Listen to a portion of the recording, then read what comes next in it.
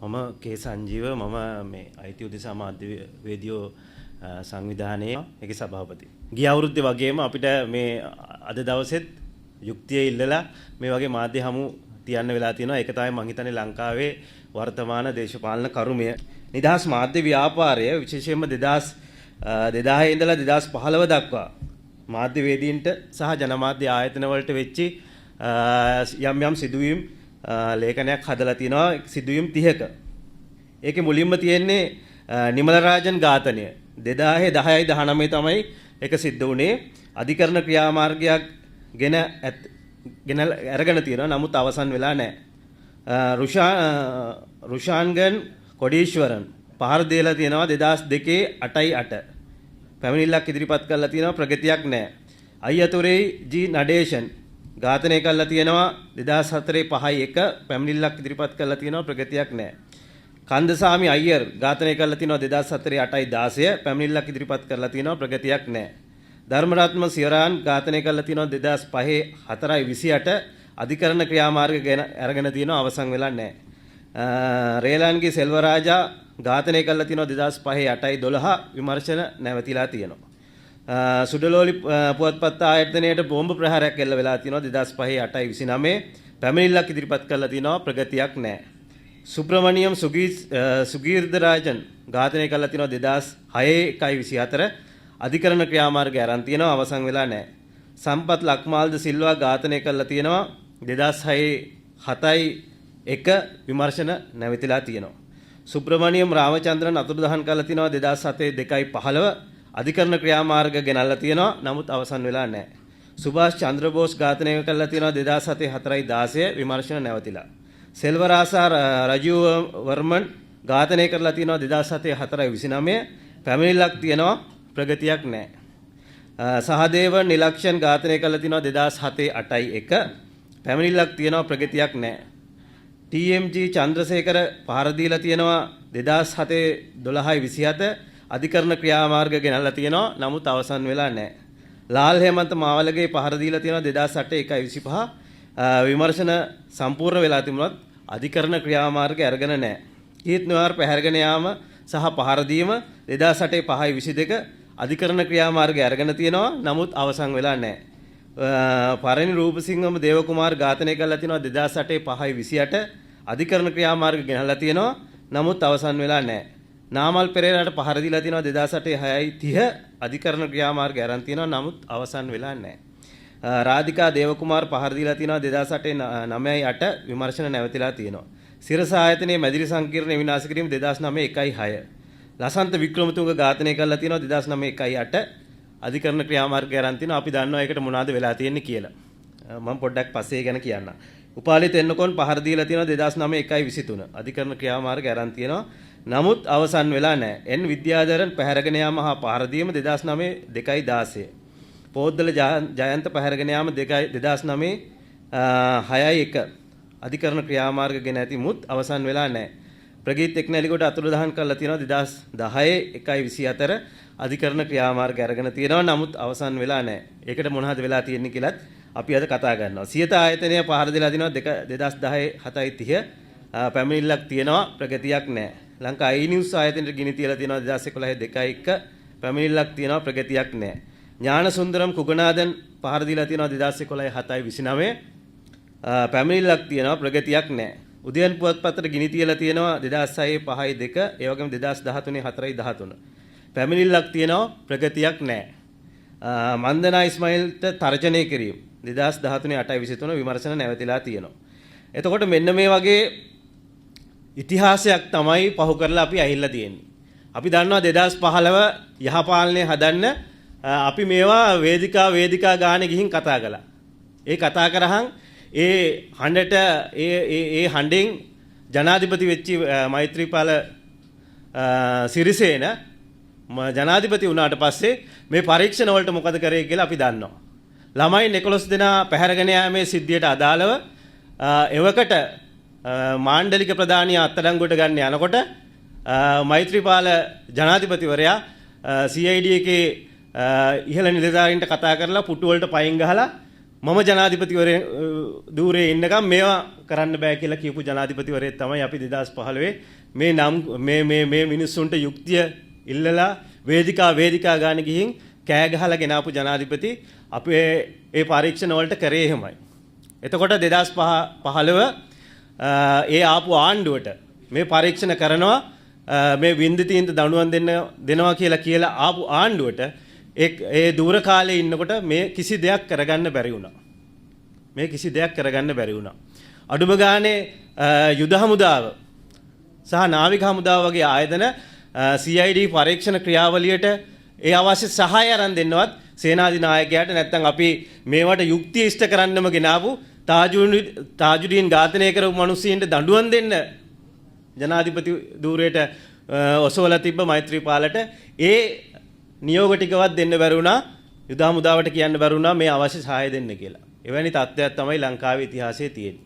එතකොට දැන් අද මොකද වෙලා තියෙන්නේ?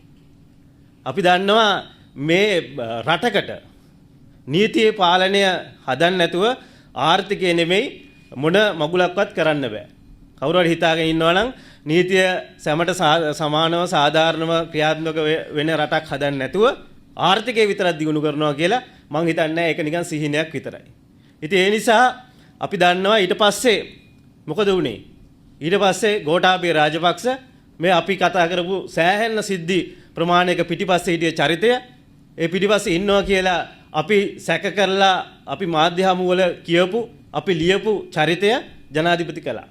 ඒ ජනාධිපති කළා රටට මොකද වුනේ? අද රට තියෙන තැන මොකද්ද? නේද? ඒ කියන්නේ ඝාතනයන් වලට, පැහැරගෙන යාම වලට, අතුරුදහන් කිරීම වලට සැක පුද්ගලයෙක් අපි ජනාධිපති කරාට පස්සේ ලංකා රාජ්‍යයම අද බිඳ වැටිලා තියෙනවා. එතකොට ගෝඨාභය රාජපක්ෂ ජනාධිපති වුණ ගමන් මොකද්ද උනේ? CID එකට විශේෂයෙන් මොකද්ද උනේ? CID එක කියන්නේ ලංකාවේ නීති පද්ධතිය තුළ මම හිතනවා වින්දිතෙක්ට අසාධාරණයට ලක් වෙච්ච මිනිහෙකුට යන්න තියෙන අවසානම තැන. නිකන් දේවාලයක් වගේ තැනක් වෙන්න ඕනි ඒක. හැබැයි ඒකට මොකද උනේ? ගෝඨාභය ආපු ගමන් අර තිලකරත්න කියලා නිලධාරියෙක් අධ්‍යක්ෂක ධූරයට පත් කළා.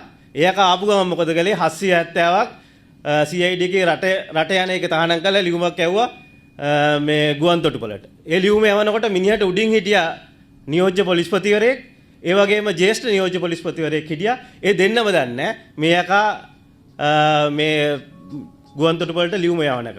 එතකොට කාගේ හයියකටද එහෙම ලියුමක් යවුවේ? එතකොට ඒ වෙලාවේ CID එක බාරව හිටිය නිලධාරියා තමයි ජ්‍යෙෂ්ඨ නියෝජ්‍ය පොලිස්පති රවි සෙනවිරත්න. මිනිහා මේ රවි සෙනවිරත්න පැමිණිල්ලක් කරනවා, ලිඛිත පැමිණිල්ලක් කරනවා පොලිස්පතිට මේ ගැන වහාම පරීක්ෂණයක් කරන්න කියලා. නමුත් වෙච්ච පරීක්ෂණයක් නැහැ. ඊට පස්සේ මානව හිමිකම් කොමිසමට යනවා CID එකේ හිටිය ඉන්ටර්පෝල් ප්‍රධානියා. ගියාට පස්සේ මොකද වෙන්නේ? මිනිහා පොලිස් මූලස්ථානයට මාරු කරනවා. එතකොට පැහැදිලි 2019 ගෝඨාභය රාජපක්ෂ ජනාධිපති වුණේ වෙන මොහොකටවත් නෙමෙයි මේ තියෙන පරීක්ෂණ ක්‍රියාවලියන් අඩපණ කරන්න. අපි දන්නවා මොන බාධක තිබුණත් 2019 ගෝඨාභය රාජපක්ෂ ජනාධිපති වෙනකොට බොහෝ පරීක්ෂණ විශාල ප්‍රගතියක් අරගෙන තිබුණා. ඒ ප්‍රගතිය අරගෙන තිබුණේ ඒ නිලධාරීන්ගේ තිබිච්චි මේ පරීක්ෂණ කොහොම හරි ඉවර කරන්න ඕනි කියන තිබුණු උනන්දුව. එතකොට එහෙම වැඩ කරපු සානි අබේසේකර වගේ අයට 2019 ජනාධිපති ආපු ගමන් මොකද වුනේ? අද වුන්ට මොකද වෙලා තියෙන්නේ? එතකොට ඇයි ශානි අබේසේකර වගේ කෙනෙක් CID එකෙන් අයින් කරේ? CID එකෙන් අයින් කළා අර නියෝජ්‍ය මේ මොකද්ද දකුණු පළාත් බාර ජ්‍යෙෂ්ඨ නියෝජ්‍ය පොලිස්පතිගේ PA බවට පත් කළා දකුණු පළාතට යවුවේ ඇයි? මොකද්ද තියෙන ප්‍රශ්නේ? ඒ ප්‍රශ්නේ තමයි ලසන්ත වික්‍රමතුංග, ප්‍රගීත් එක්නැලිගොඩ, පොද්දල ජයන්ත, කීත් නොයාර් මේ පරීක්ෂණ මෙහෙයවීම. මේ පරීක්ෂණ පිළිබඳ විමර්ශනය කිරීම. ඒ පරීක්ෂණ විශාල ප්‍රගතියකට අරගෙන යන්න මේ නිලධාරීන් සමත් වීම තමයි මේ පරිගැනීමට හේතුව. එතකොට මෙවැනි රටකට ඉස්සරහට යන්න පුළුවන්ද? මෙවැනි රටකට ඉස්සරහට යන්න පුළුවන්ද? අපි දන්නවා උතුරු නැගෙනහිර විශාල පුරවැසියන් ප්‍රමාණයක් තමන්ගේ නැතිවෙච්චි සහෝදරයින්ට, බිරින්දෑවරුන්ට, අම්මලට තාත්තට යුක්තිය ඉල්ලලා සෑහෙන කාලයක් සටන් කරනවා. ඒ යුක්තිය ලබා දෙන්නේ නැතුව මේ රටට අනාගතයක් තියනවාද? ඒ වගේම මේ කියපු නම් වලට අදාළ මාධ්‍යවේදීන්, ඒ වගේම රිචඩ් සොයිසා මේ හැවෝම වෙනුවෙන් අපි මාධ්‍යවේදීන් විදිහට කොච්චර කාලයක් මේ රටෙන් යුක්තිය ඉල්ලනවද? එතකොට මේ යුක්තිය ඉටු කර ගැනීමේ, ඉටු කර දීමේ ක්‍රියාවලියක් නැතුව රටකට ඉස්සරහට යන්න පුළුවන්ද? රටක පුරවැසියෙක් මහා පාරේ මරලා දාලා ඒ මරලා දාපු ඝාතකීන්ට රටේ ජනාධිපති වෙන්න පුළුවන් නම් මොකද්ද ඒ රට? අන්න ඒ ප්‍රශ්නේ තමයි අපි ජනමාධ්‍යවේදීන් විදිහට අහන්නේ. එතකොට මේ අතීතයෙන් තොර අනාගතයක් අපිට නැහැ. මේ අතීතය වෙනස් කරනවා නම් මේ අතීතයට දඬුවම් දෙන්න ඕනේ. මේ අතීතයට දඬුවම් දෙන්නේ නැතුව මේ රටේ අනාගතය වෙනස් කරන්න බෑ කියන එක තමයි අපේ විශ්වාසය. ජනමාධ්‍යවේදීන්ට තමන්ගේ රාජකාරිය නිසි විදිහට කරගෙන යන්න ඕන නම් අනාගතයේ එවැනි රටක් ජනමාධ්‍ය සුපිරි ජනමාධ්‍ය නිදහසක් තියෙන රටක් හදන්න ඕන නම් ලසන්ත වික්‍රමතුංග ඝාතනය කරපු මිනිස්සුන්ට, ඝාතකීන්ට, ඒ වගේ මේකට අනදීපු අයට දඬුවම් දෙන්න ඕනේ. ඒ දඬුවම් දීම කරන්නේ නැතුව මම හිතන්නේ නවීන සුපිරිසිදු ප්‍රජාතන්ත්‍රවාදයක් තියෙන රාජ්‍යයක් හදන්න පුළුවන් කියලා. එතකන් මේ වින්දිතීන්ට යුක්තිය ඉෂ්ට නොවෙනකම් මේක අපරාධ රාජ්‍යයක්. ඒක තමයි ඇත්ත. අපි කවුරුණත් පිළිගත්තත් නැතත් ඒක තමයි ඇත්ත. ඒ කියන්නේ මහපාරේ ඕනිම කෙනෙකුට මිනිහෙක් මරලා දාලා තමන්ගේ බලය පාවිච්චි කරලා හැංගිලා ඉන්න පුළුවන් රටක් මේක. තමන්ගේ දේශපාලන බලය, දේශපාලන හයිය පාවිච්චි කරලා හැංගිලා ඉන්න පුළුවන් රටක්. එතකොට අපි අනාගතයේත් නිර්මාණය කරන්නේ එවැනි රටක්ද? අපි අහන ප්‍රශ්නේ ඒක. දැන් අපි දන්නවා වර්තමාන ජනාධිපති රනිල් වික්‍රමසිංහ. රනිල් වික්‍රමසිංහ ගැන අපිට තිබිච්ච අදහස තමයි ඔහු මේ හොඳ ප්‍රජාතන්ත්‍රවාදියෙක්. මානව හිමිකම් අගය කරපු මිනිස්සෙක් කියන එක තමයි රනිල් වික්‍රමසිංහ විපක්ෂයේ ඉන්නකොට අපි මේ හැවෝම හිතුවේ. එතකොට රනිල් වික්‍රමසිංහට අදහසක් තියෙනවා නම් මේ රට හදන්න, මේ රටේ ප්‍රශ්න විසඳන්න මං හිතන්නේ මුලින්ම කරන්න ඕනි මේ CID එක වගේ ආයතන ස්වාධීන ආයතන බවට පත් කරන්න ඕනේ. අපි දන්නවා දැන් 2022 වෙනි ආණ්ඩුක්‍රම ව්‍යවස්ථාව වෙනවා. ව්‍යවස්ථා සංශෝධනයක් එනවා කියලා කියනවා.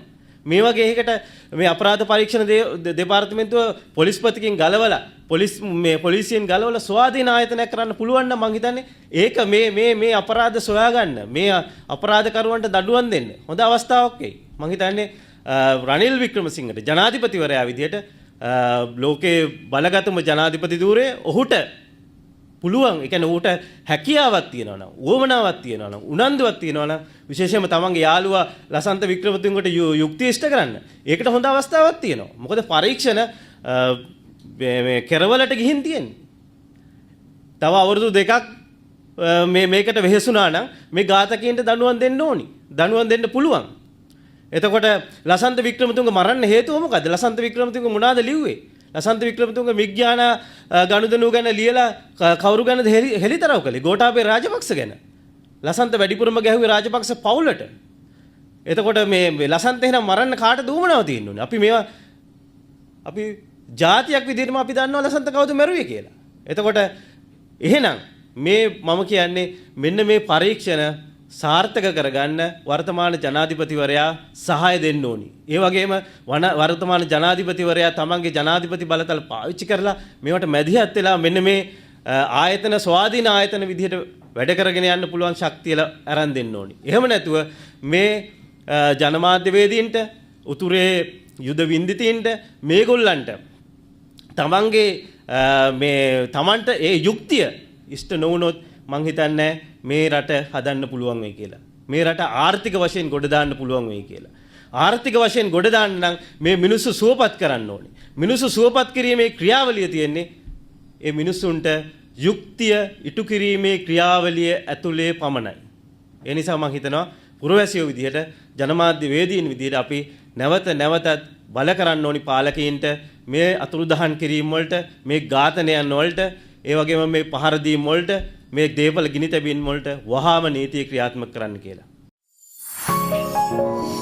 You're watching the Life Traveller channel.